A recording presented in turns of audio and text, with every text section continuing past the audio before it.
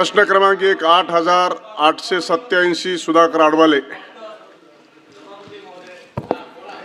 सभापती महोदय, प्रश्न क्रमांक 8887.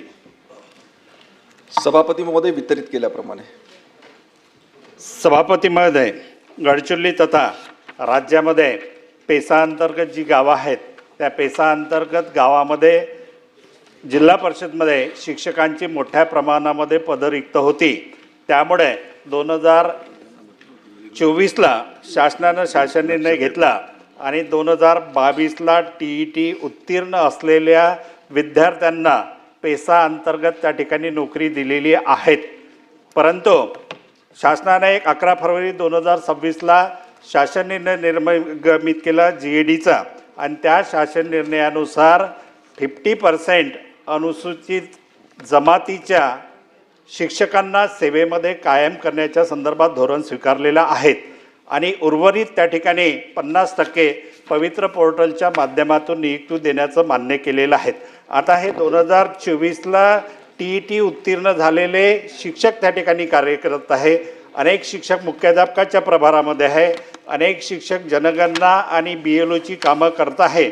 परंतु शासनाने जे धोरण स्वीकारलेलं आहे 2025ला TET उत्तीर्ण झालेल्यांनाच पवित्र पोर्टलच्या माध्यमातून 50% जागा त्या ठिकाणी भरणार आहेत.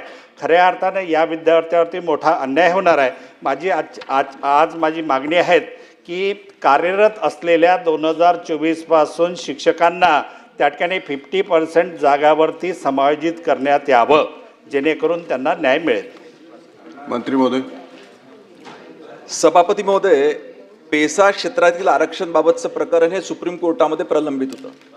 त्याच्यामुळे 2024 साली एक आपण निर्णय घेतला आणि त्या वर्षाकरता कॉन्ट्रॅक्च्युअल बेसिसवर आपण त्या ठिकाणी नियुक्त्या केल्या.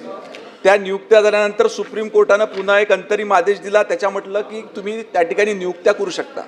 अशा वेळेस नियुक्त्या करताना आपण ज्या गावामध्ये आदिवासी अनुसूचित जमातीची लोकसंख्या ही 25 ते 50% इतकी आहे, त्या ठिकाणी 50% पदं आपण हे अनुसूचित जमातीतून भरले आणि 50% अराखीव प्रवर्गातील उमेदवारांकडून त्या ठिकाणी भरली.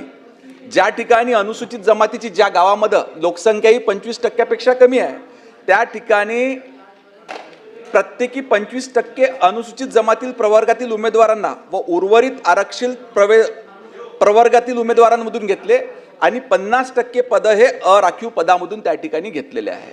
ह्या संदर्भात तुम्हाला सांगू इच्छितो की TET तर आवश्यकता आहेच, परंतु शिक्षक अभियोग्यता बुद्धिमत्ता चाचणी आणि पवित्र पोर्टलच्या माध्यमातून आलेल्या उमेदवारांना आपण त्या ठिकाणी नियुक्ती देणार आहोतच.